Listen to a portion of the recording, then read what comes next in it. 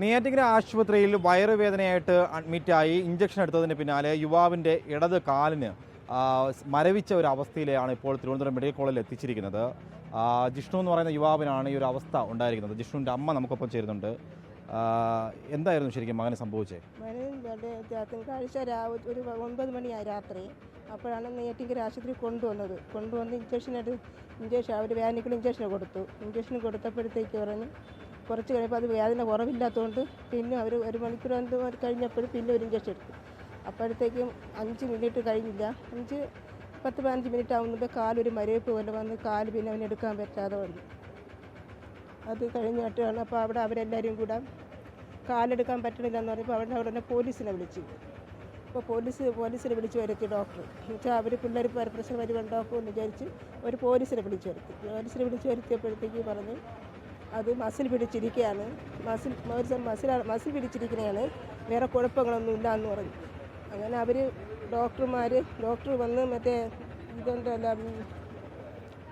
ചൂട് പിടിപ്പിച്ച് കാലിന് 2 കാലിലും ഒരു കാലിൽ ചൂട് പിടിപ്പിച്ചിട്ട് അവന് കാലനക്കാനോ നീക്കാനോ ഒന്നിനും വയ്യ. ഈ ചട്ടത്തിൻ്റെ അവിടെ ഭയങ്കര വേദനയും.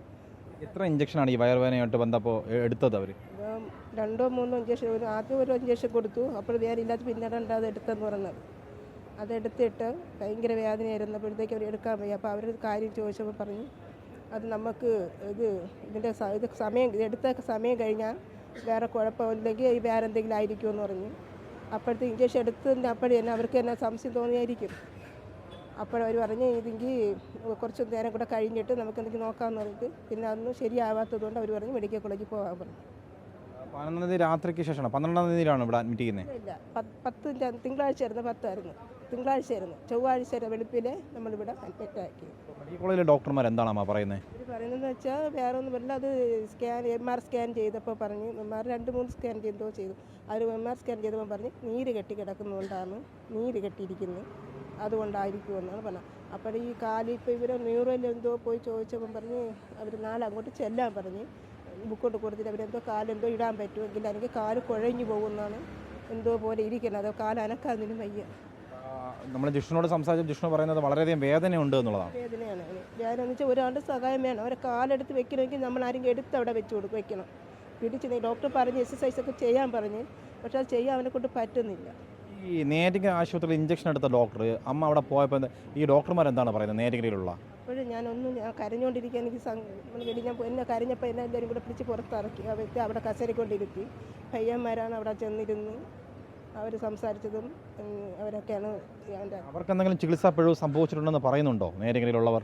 അവർക്ക് അവർ അങ്ങനെ പറഞ്ഞില്ല. അവരെപ്പോഴും ഇവിടെ വിളിക്കുന്നുണ്ട്, എന്തായെന്ന് ചോദിക്കുന്നുണ്ട്.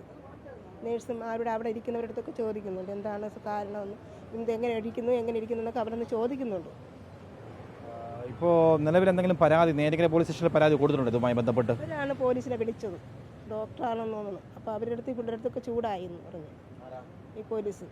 അപ്പോൾ ചൂടായപ്പോഴത്തേക്ക് പറഞ്ഞെന്ന് നിങ്ങൾ അപ്പം പറഞ്ഞ് സാറ് ഏക്കുമെന്ന് മറ്റേ കുട്ടികൾ ആരോ ചോദിച്ചു. അപ്പോൾ ഞാൻ എന്തിനു ഏക്കുന്നൊക്കെ പോലീസ് കേട്ട്. അപ്പോൾ പോലീസ് പറഞ്ഞ് നിങ്ങളൊരു കാര്യം ചെയ്യും, ഉടനെ നിങ്ങൾ ഇവിടെ നിൽക്കരുത്, നിങ്ങൾ പ്രൈവറ്റ് ഏതെങ്കിലും ആശുപത്രി നിങ്ങൾ കൊണ്ടുപോയി മെഡിക്കൽ കോളേജ് ഞങ്ങൾ പെട്ടെന്ന് കൊണ്ടുപോകാൻ പറഞ്ഞു. അങ്ങനെയാണ് ഇവിടെ കൊണ്ടുപോകും. എത്തിയിട്ട് ഇപ്പോൾ 2 ദിവസം ആവുന്നു അല്ലേ? ഇന്ന് വേണമല്ലേ, 3 ദിവസമായി. എന്തെങ്കിലും മാറ്റം ഉണ്ടോ ഇവിടെ കൊണ്ടുവന്നിട്ട്? അവന് നോക്കുന്നില്ല. അവന് വേദന കിടക്കുമ്പോൾ അവന് ഒരു കുഴപ്പം വരുന്നില്ല. പിന്നെ എണിക്കാനോ ഒരാളുടെ സഹായം വേണം. ചിലപ്പോൾ നടന്നു പോയതാണ്, വയറുവേദനയായിട്ട് പോയതാണ്. അവൻ്റെ ഇതുകൊണ്ടാണ് നമ്മൾ ജീവിക്കുന്നത്. ഒരു കടയിലാണ് അവൻ പോയി അവിടുത്തെ ചെവിടാണ് അവൻ എടുക്കുന്നത്. ചെവിടെടുത്തിട്ടാണ് കൊണ്ടുവരണത്. ഒരു കിഡ്നി രോഗിയാണ്. ഏറെ വേദനിപ്പിക്കുന്നൊരു വാർത്തയാണ്. കുടുംബത്തിൻ്റെ ഏക അത്താണിയാണ് ജിഷ്ണു. അടുത്തുള്ള ഒരു ശബരി സൂപ്പർ മാർക്കറ്റിൽ ലോഡിംഗ് തൊഴിലാളിയായിരുന്നു. അങ്ങനെ ഇരിക്കുമ്പോഴാണ് ഇങ്ങനെ ഒരു ദുരവസ്ഥ അവർക്കുണ്ടായത്. പക്ഷേ എന്താണ് സംഭവിച്ചതെന്നുള്ളത് ഡോക്ടർമാർ പോലും വ്യക്തമാക്കിയിട്ടില്ല. എന്തായാലും തിരുവനന്തപുരം മെഡിക്കൽ കോളേജിൽ ഇപ്പോൾ ചികിത്സയിലാണ്. എന്തായാലും ഇതിനെ സംബന്ധിച്ച് കൂടുതൽ വ്യക്തതകൾ പുറത്തു വരേണ്ടതുണ്ട്. ഡോക്ടർമാരുടെ വിവരങ്ങൾ കൂടി നമ്മൾ തേടിയിട്ടുണ്ട്. എന്തായാലും കുടുംബം വലിയ ഒരു ആശങ്കയാണ്. തിരുവനന്തപുരം മെഡിക്കൽ കോളേജിലാണ് ഇപ്പോൾ നിലവിൽ അവർ കഴിയുന്നത്. വീഡിയോ ജേർണലിസ്റ്റ് നന്ദകിഷോറിനൊപ്പം reporter Arun Solomon, in reporter, Thiruvananthapuram.